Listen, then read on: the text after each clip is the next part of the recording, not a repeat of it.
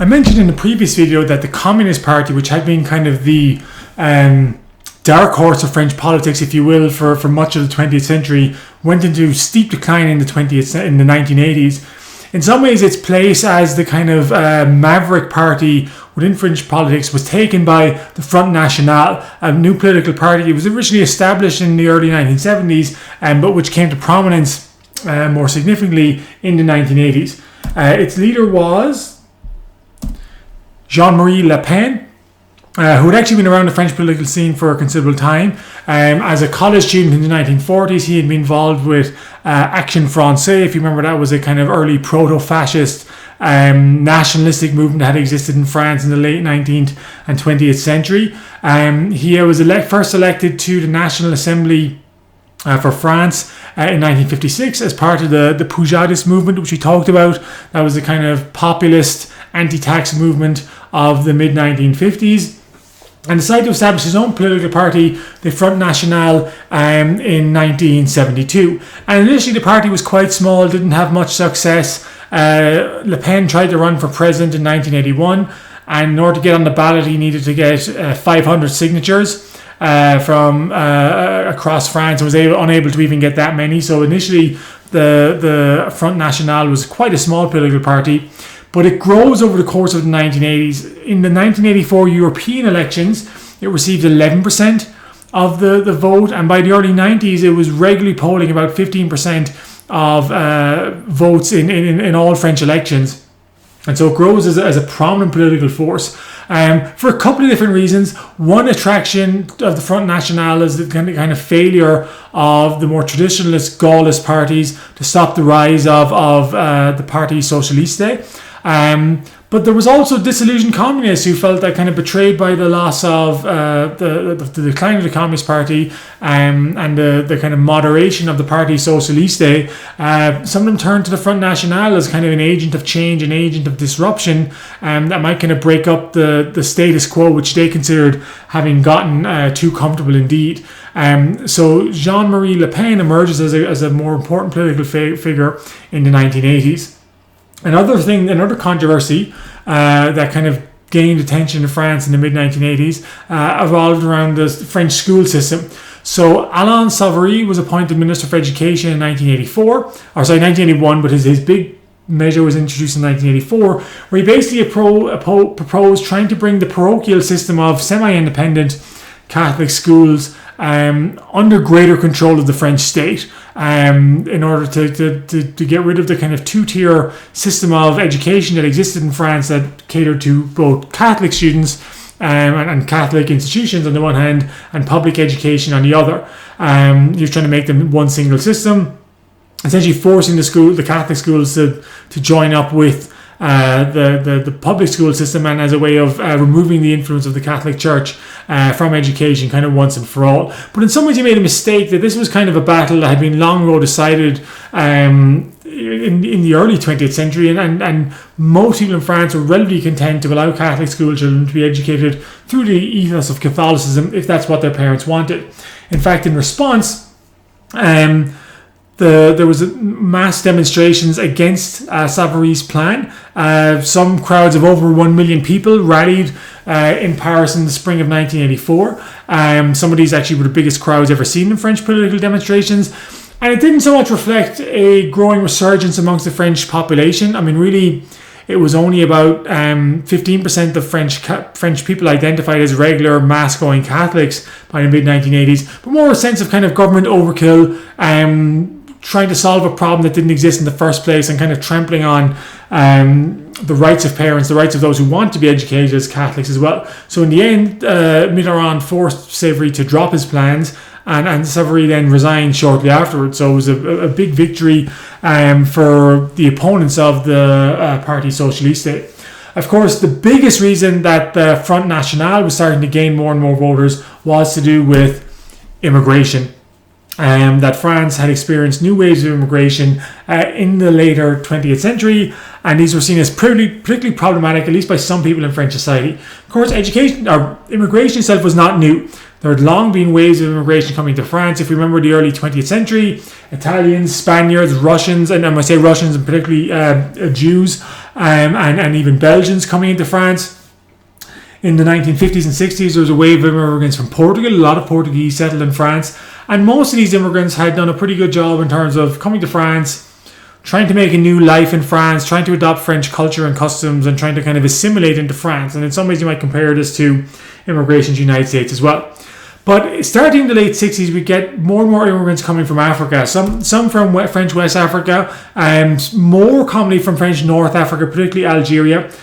Many of them are economic immigrants who imagine themselves staying more short-term, not staying long-term. And as a result, some of them don't feel the particular need. I mean, obviously, the gentlemen here are wearing particularly westernized-looking clothing, but others don't feel the particular need to kind of adopt French customs, especially the French language, because the idea is that they're, at least in theory, they're supposed to go home relatively quickly.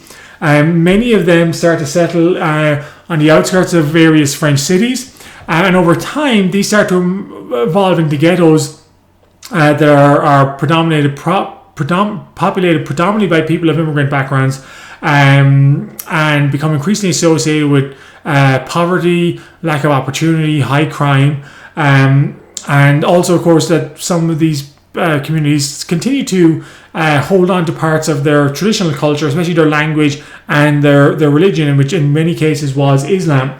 One symbol of, I guess, the growing confidence of immigrants, that even if they were going to stay around France, they didn't need to fully conform to French society, was the establishment of Beurre FM.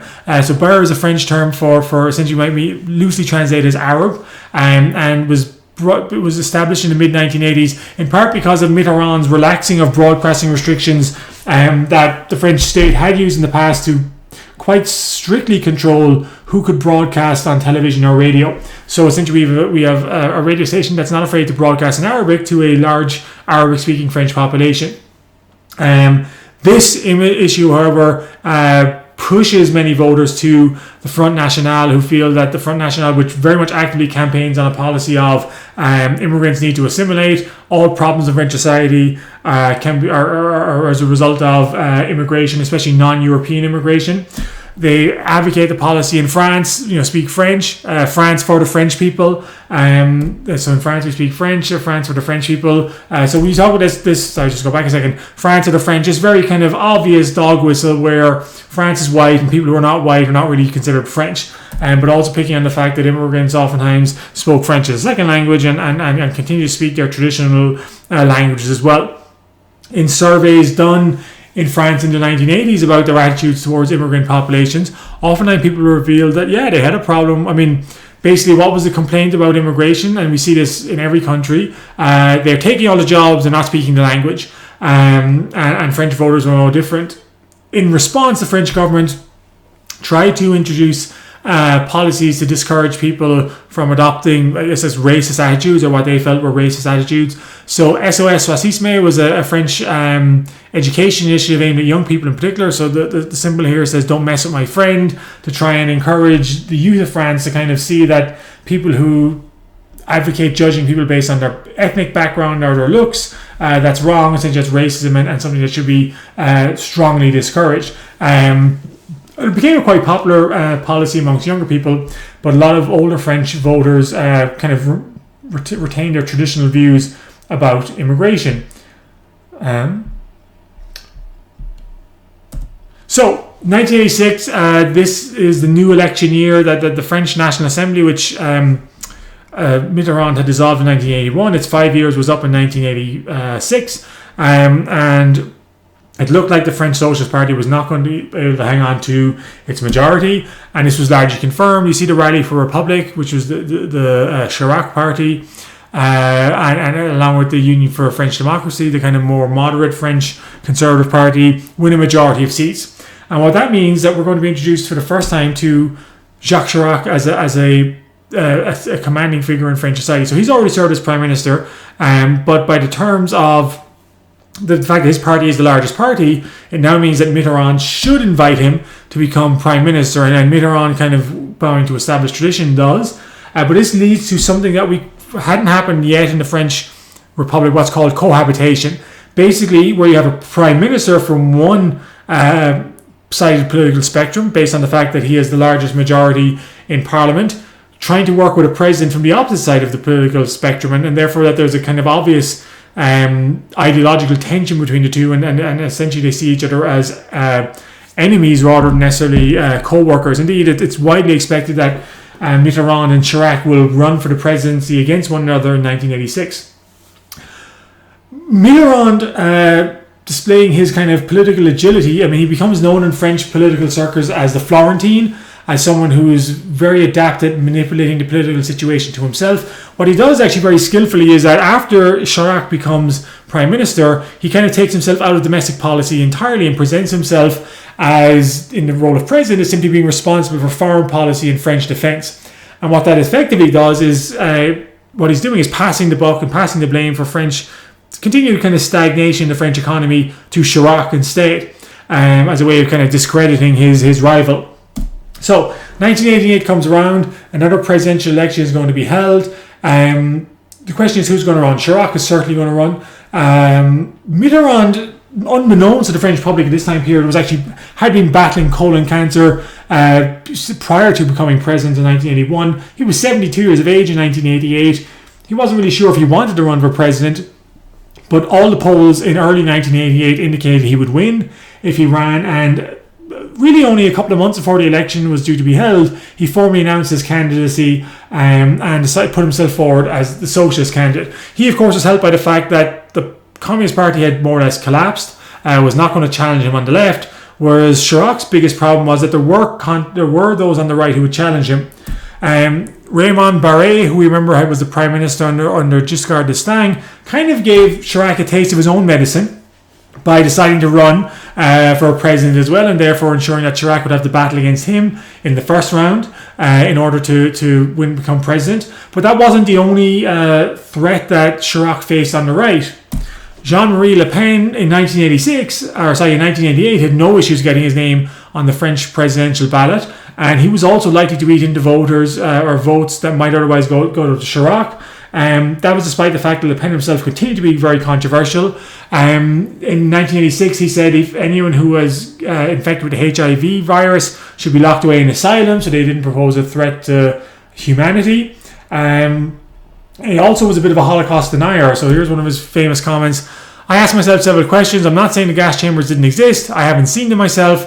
I haven't particularly studied the question, but I believe that it's just a detail in the history of World War II. I don't think there were that many deaths. There weren't 6 million. There weren't mass murders, as being said.